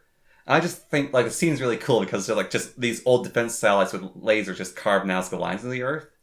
But as, there's an AI that's looking at the Earth and it misses the way the Earth used to be. And so it's drawing the Earth as it was when it first looked upon it. Now, I've only seen 2 episodes of Cowboy Bebop. But what I was struck by was the acceptance of mysticism. Oh yeah, there's tons of mysticism in it. They're in the far-flung future. Yeah. And they've come to a point where there is people that can actually read... the winds. Read the winds or roll the bones and determine your future or find a person just by knowing their favorite song or something. Like, there is actually... No, I'm not saying any of that stuff exists. I just think it's a really cool idea that science could advance so far that we realized that which mysticisms were actual. Yeah. Now, the thing is, the actual, most of these mysticisms that exist, they were lessons or rituals to teach something. They weren't... So you would say, oh, you kill someone and they come back to life. You're not a necromancer. You are just... You are just performing a ritual and you say the ritualistic text to give the metaphorical meaning. Well, you know voodoo, right? Yeah. Do you recall watching what actual voodoo is with the voodoo puppets? Oh, yeah. Where you go to a guy's house and you stab him. And then you drop the voodoo puppet there to say, I just stabbed the guy. Yeah. Curse. It's like, yeah, it actually works. Yeah, well... Well, it's zombies, necromancy. What was her name? Diana Fawcett? Was that her name? The gorilla researcher? Yeah. It was voodoo... probably, like, I don't know... Like, you know, if you said Christians murdered whoever, it's like, well, they're not Christians, so I don't know if these are proper voodoo practitioners or not. But they sent her voodoo dolls as a warning. They're like, hey, get out of here. And then they killed her. Yeah, so... voodoo and zombies, where zombies actually come from, is a ritual of making someone brain damaged enough to turn them into your slave. A zombie is someone that you've basically given brain damage and then they become your slave. And so a zombie, like a witch doctor with the zombies under his control, is literally someone who's lobotomized a person through a very nasty process. Yeah, that's... And I don't know if that's real or not, but... Well, there's modern cases of it. Of a guy did it, and then the British were like, what on earth are you doing? And they killed him. Because they didn't like him. They stamped out the practice, and they went about and said, if you keep practicing voodoo in these areas, we'll execute you. And then he came back to life. Well, no. So what basically what voodoo is there's a huge amount of stuff that goes into zombie powder, is what it's called. But the main ingredient is blue octopus poison. And blue octopus poison is a paralyzer. And there's also stonefish poison in it, which is kind of nasty. But so it's a paralyzer that makes you stop breathing and you appear dead. Then the voodoo doctor, well, you're dead. So then they bury you because they're dead. And in their tradition, you bury someone very quickly because they're in an area that's bad to have corpses lying about. Scavengers will come, lions, hyenas. So you bury them. And then the voodoo doctor goes and he digs up the corpse as fast as, like, he has probably amount of time, but he digs it up and he gives the person an antidote to the paralyzer. But they've been buried underground, not breathing, and so they have extreme trauma. The medicine as well, the poison has something else mixed in it that makes your skin literally change color. So your skin becomes pale and white and flaky, and you probably die pretty quickly even after this whole experience. But then the voodoo doctor has this guy who, for like 3 years, can basically do his laundry for him. And so that's what it was, is basically you poison someone, then you bring them back as a zombie. Well, that's the story, at least. Yeah. Because that could all be... And I mean, let's say it even works. That could still be a misinterpretation of an original ritualization of something. Yeah. But it's I mean, and that's kind of a case, if it is real, of, well, I say magic working, but that's not really magic, is it? I mean, I was thinking about this the other day. You take let's say, like, Persian-ish, more Sumerian type peoples, back, way back. Mm-hmm. Like the city of Ur, let's say. Yeah. And there's a hunter in the city of Ur, and he goes out, and he just decides, like, the city needs a new source of iron. Yeah. Which is like, okay, so, and he's the greatest hunter. Cenarians use iron. So he's considered the greatest hunter of them all. So the king comes to him and says, "Can you search for a new source of iron?" And copper. Sure. Can you search for a new source of copper? And he says, "Very well." And he says, "Okay, good luck. We'll give you any supplies you need. Go out." And so this brave hunter, greatest of the hunters, goes out far to the north.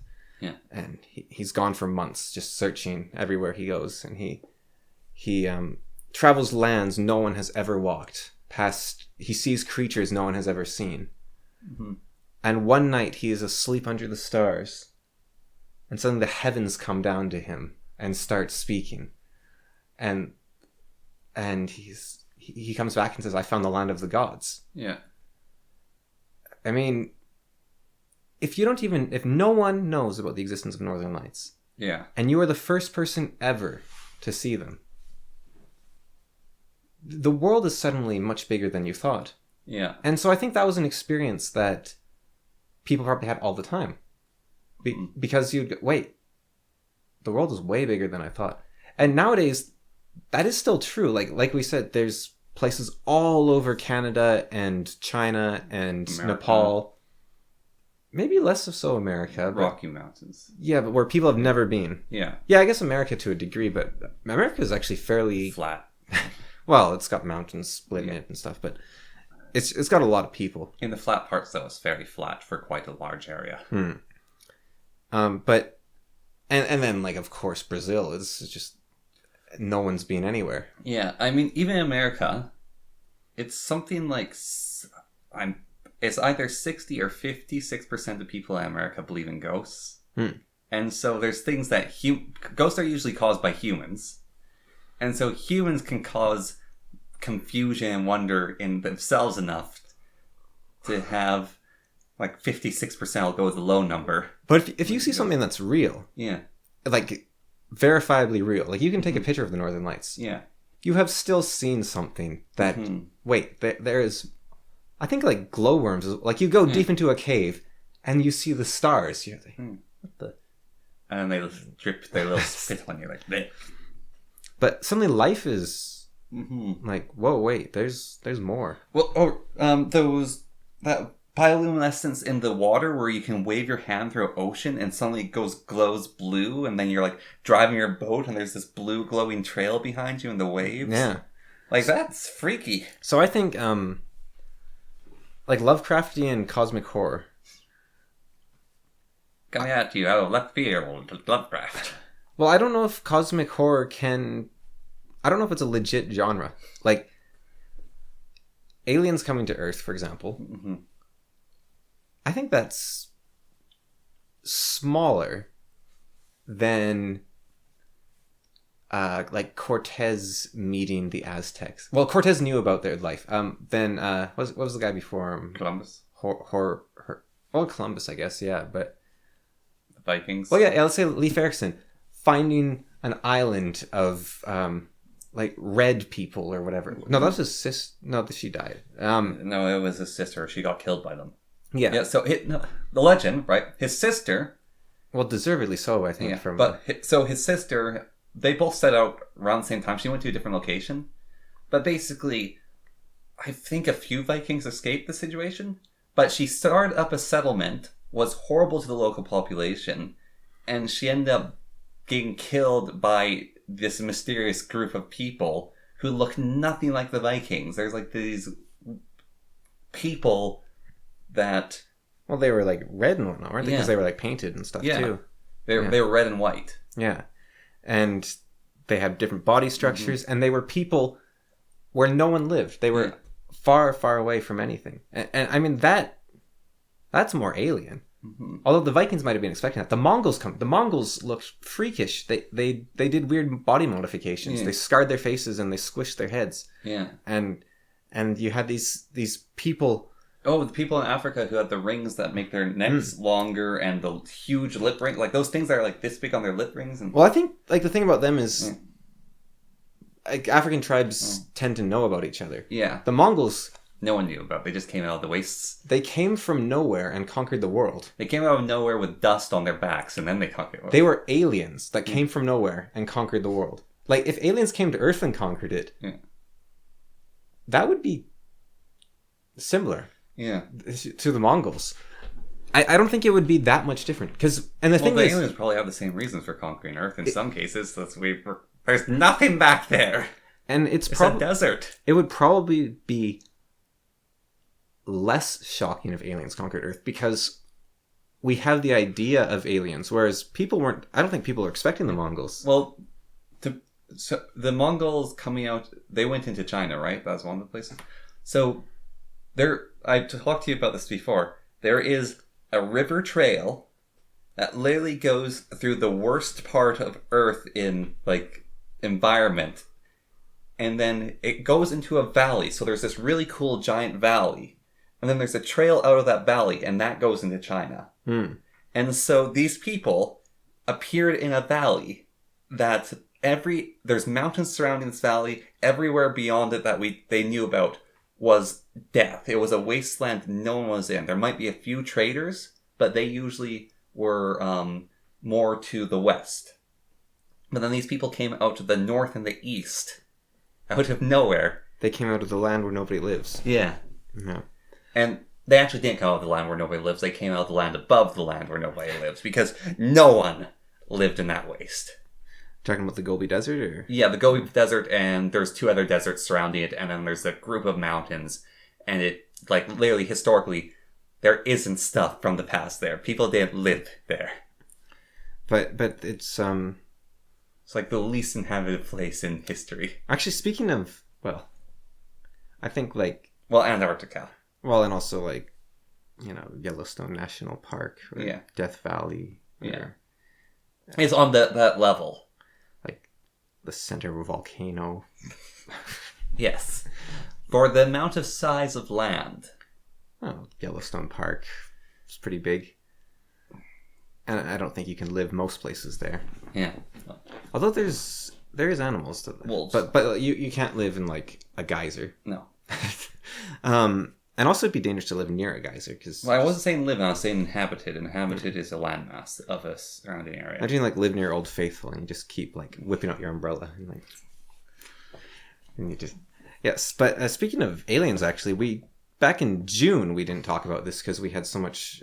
we didn't actually do the podcast for like 2 months because my voice was so rough. Well, isn't there something screaming at us right now? Don't know. Like, the radio thing that sends messages to Earth is going crazy. Haven't heard. Oh. I'll have to look it up afterwards. But the UFO report came out, and we didn't talk about that, and might be surprised we didn't talk about it. And, they were like, there's 144 things we can't figure out what they are. They may or may not be aliens. They're turning on and off nuclear plants. There's another issue with nuclear power. Oh, aliens turn them off. And on, yeah. Before I forget, uranium supply. Yeah. There is some. If we keep using uranium at the current rate, there's about 230 years worth of uranium. That is not. Not a lot. No, I mean like 230 years, we'll probably find something better by the time 230 years passes, at current rate. If we switch everything over to uranium, because everyone's pushing for nuclear. That's, 100 years? Yeah. Get maybe? Then we start using 45? Plutonium and Einsteinium So reactor. this is... Can you imagine an Einsteinium reactor? So it'd have to be a vacuum. This is not how much uranium is on Earth. This is how much we can... Get? Yeah, that's in a usable form, because most uranium is... like there's on the wind? Yeah, there's like a tiny fleck in a rock or something. Like uranium is incredibly common. It's like iron. It's just sprinkled through everything. But the uranium that you get in something like pitch blende, or which I was trying to look up more stuff like this because I didn't even know about pitch blende. But there was a paint that was used by the Romans, which was they got this. So it's called pitch blende because you're a miner, right? Yeah. You're digging and you find this black crystal. Yeah. And so you carefully work around it or whatever, or you dig it out and you lift it up. And most of the time, if you lift up a rock, you can tell how valuable it is. Because you lift up a rock and you're like, okay, whatever, it's a rock. You lift up a rock and it's super heavy and you're like, there's got to be, iron, copper, silver, gold in this thing. So heavy stuff is valuable, right? Yeah. So you pick up pitch blende, you're like, whew, this is one heavy rock. And then you like crack it open and it's just powder and you're like, what the heck is this? And so... and then a painter comes along and licks it. So pitch... means black, and then blend was blend means to conceal or to hide. So it's like this thing was pretending to be valuable, but it's not. It's like the fake valuable black thing. And so you pick up, oh, this is valuable, and you're like, this is just, there's nothing in here. It's you try to melt it, you're like, doesn't do anything. This is worthless. Well, but then some people decide, oh, this actually makes a really nice black. Well, you can mix it into glass to get like a yellow or greenish sort of tint, and for paint I think you can use it for yellow or black. Yeah. And then in the 1700s they found a way to make a really brilliant yellow with uranium. And then what uranium was most used for until 1935 was glassware, because you could make these really cool tables that would glow under UV light. And so, but I don't know if they did it back then, but what they do is you'd get this really nice green glass. And so uranium was used for green glass. And so everyone was selling green glass, making paintings. And then 1940 or something, the government suddenly confiscated like the world's uranium supply. And they're like, hey, why? No, we... Well, there's a reason why artists are called insane. Besides, what they're doing is like a very hard thing to do, which is... all the stuff they're using. Yeah, well... You want blue? That's cobalt. Cobalt is a heavy metal that poisons your calcium in your body. You want red? You use cinnabar. Lead is a good base for white. Yeah, I think you get some really nice colors with lead. Yeah, well, white is what lead is. Very right. You want white paint? That's lead. You want there's a green paint I can't remember how you get, but basically it made artists bleed from the face. Actually, yeah, so that said, Pliny the Elder, I was reading just a bit about his book, Natural History. Artists used face masks back in the day. Like, they weren't just, like, licking mercury or whatever. They were like, okay, I'm using cinnabar, I'm going to wear a face mask. That's fair. Because there's a green paint that literally made you bleed from your eyes and nose. I mean, I don't know how... Because, like... Well, Leonardo, not Leonardo, the guy who painted the Sistine Chapel... Michelangelo? He had to take a break of several months because he got incredibly ill. Because he's painting a chapel... like lead poisoning with a brush. The paint, all the different metals, was dripping onto his face while he's painting. And he became incredibly sick and bedridden. And he's like stuck in bed for like 6 months. And then the Pope got really upset with him. He's like, you're not painting this thing. And they had a huge amount of arguments. And it was actually briefly after that they painted that Pope into the Sistine Chapel as after he recovered from his sickness. There's a poem he wrote about painting the Sistine Chapel, about how awful it was and boring. He'd rather be carving a tomb. But he was a crypt maker. That was like his main gig. On statues he made. Yeah, well, statues outside the crypts. But he made some really fascinating statues that he never finished. That they now look like they're like getting trapped in rock and whatnot. Well, he wasted a ton of time on the Sistine Chapel. There's actually so the original plans for the Sistine Chapel would have been way faster. So there's this new method developed, which is basically had these big sheets of vellum or some sort of like canvas, and you put up there and you punched holes in it, and then you took powdered paint and you whacked it against the thing, and it basically, like, that spray painting where and then you got the symbol. They basically were going to do that with the Sistine Chapel, and they're planning to do that. And then Leonardo was just like, this looks really... Not Leonardo, Michelangelo, like, this looks really ugly. And if I'm going to do it, I'm going to do it right. And so he fired all the assistants who were planning to do it, all the people, and he hired a bunch of new assistants who were actual painters, and they went to it. 500 years later, it's still there, so... Yeah. Because I imagine if you just stick like vellum on that might have rotted or something. Well, no, you stick the vellum, you send the powder through the holes, then you pull it off. Oh, so it's like an easel. Yeah. Okay. So you're powdering the paint on. Right, so you could cut out like a little person and then just like... Yeah, so that's what they're doing. It was the new technique for painting, which was way faster, and they were doing it everywhere. Like, what was it? You can like blow paint, right? You just stick a bunch in your mouth and then you're like... Yeah. And then you get like spray paint, basically. Mm-hmm. Yeah. But yes, so these UFOs, it was a bit of a nothing report, except it admitted that, yeah, we've been lying to you this whole time about UFOs. Yeah. Which I think... If they're going to lie about that, why are they not saying that because they had to report these things, but there's some things that they probably go, yeah, let's just not. But I mean, it's like, they could, like... Well, even Obama was like, there are no aliens. He actually said that.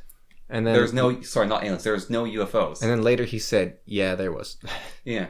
Like, he was interviewed before they released the report, and he's like, yeah, there's definitely stuff out there. And if that's the nothing things in the report, then where's my tinfoil hat?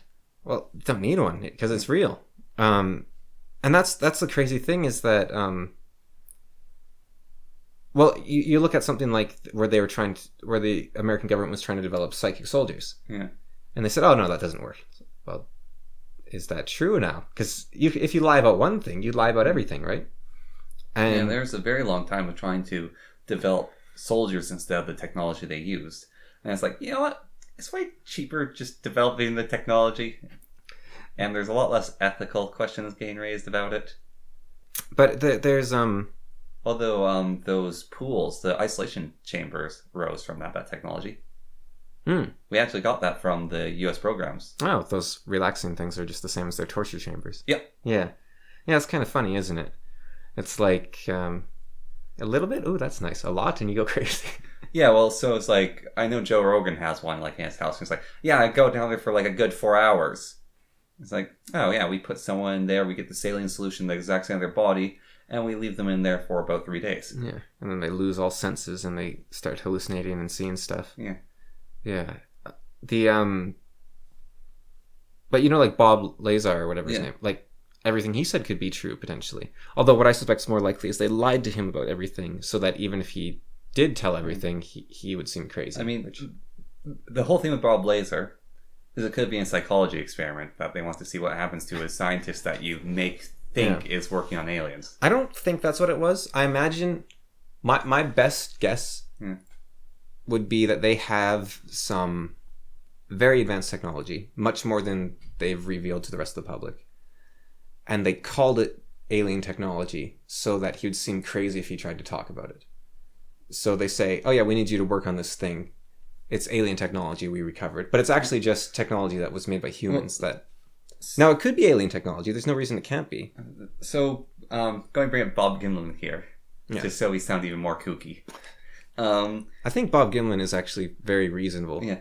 Did you watch the thing about the jumping man? It's a Spring-Heel Jack. Yes. And how he kept having him drawn like Darth Vader, basically. Yeah. And he's saying, like, a white phosphorus flame came off his suit, and he's saying... So people back then, they had very limited source of light. They had like very basic lamps. They had torches, nothing like that. So if they saw a light bulb, like like a flashlight, that'd look like fire. Yeah, like fire. That, it's not even look like fire. It's just like it was white fire. Yeah, you need a word to describe it. Yeah. Yeah. So like technology is essentially advanced. You like, I can't just. There's not conceptual ways for me to describe this thing. Which is why. Well, CGI movies are so useful, actually. Yeah. Because you can be like, well, there was like a ring like Doctor Strange in the Marvel movie, and you suddenly have a word to describe something perfectly. Yeah. Which is actually really cool, that fiction can allow you to actually have a grounding in the world, because language is all built upon itself. It's all referential. It's self-referential. It's all abstract. And so every time you create something, you actually...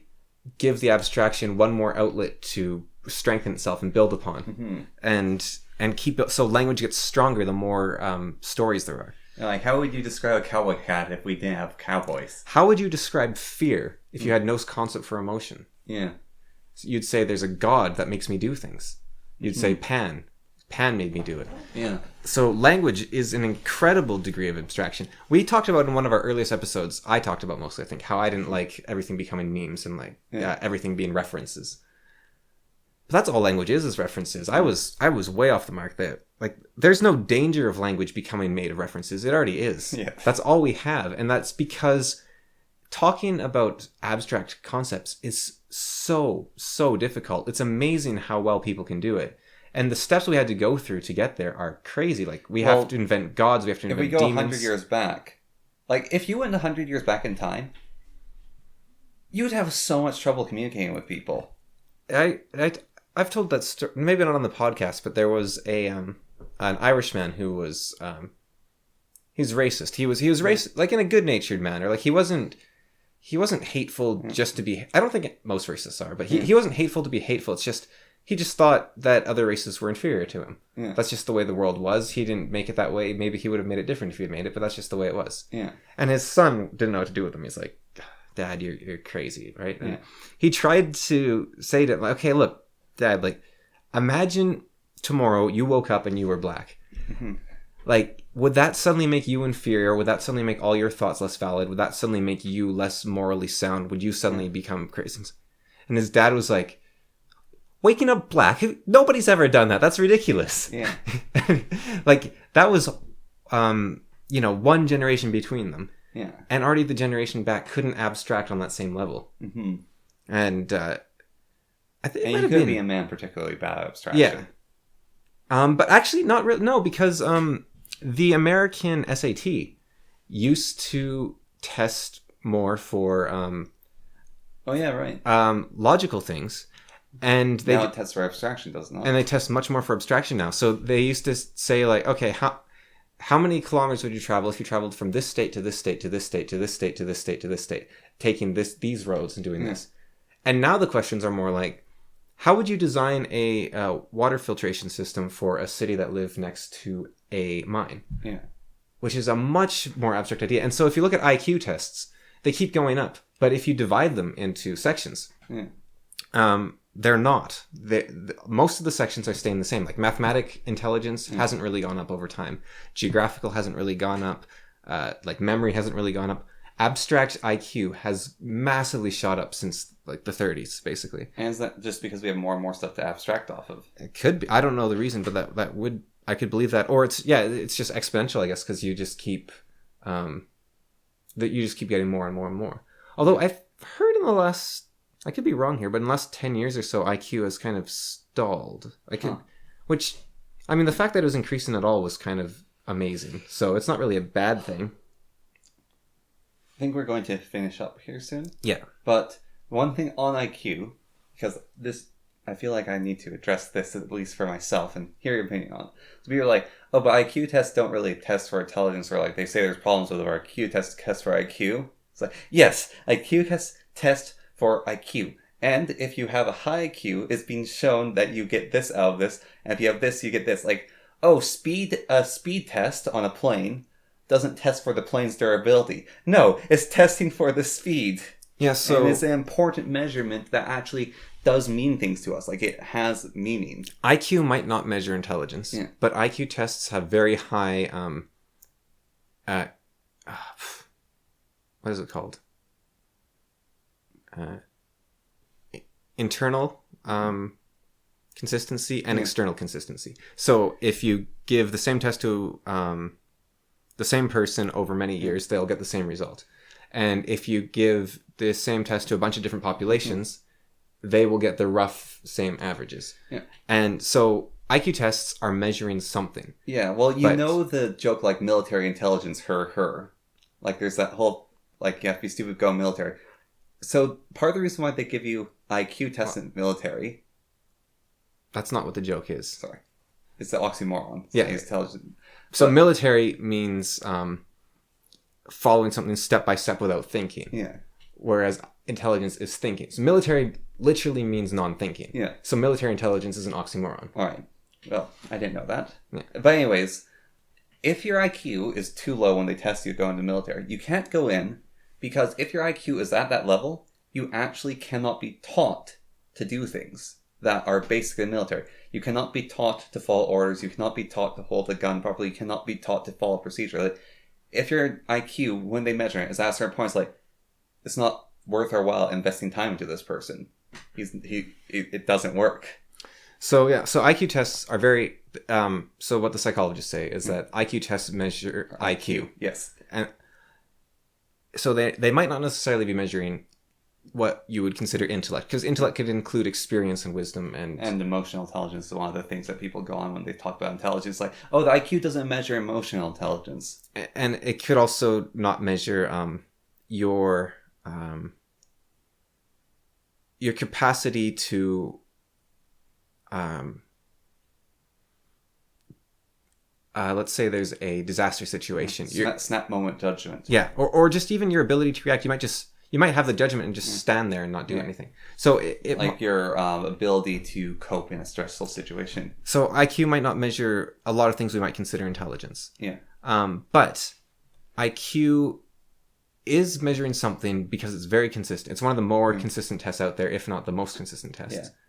And IQ is heavily correlated with success in life. Yeah. Or not success. It's correlated with success at things. I think Jordan Peterson said something along the lines of, well, he said it for intelligence possibly, but I think it'd be more accurate for IQ. It's you will be very successful at whatever you do, but it does not determine what you will choose to do. Yeah. Like you might choose to hate yourself and never achieve anything, and you will be very good at it if you're very intelligent or very high IQ.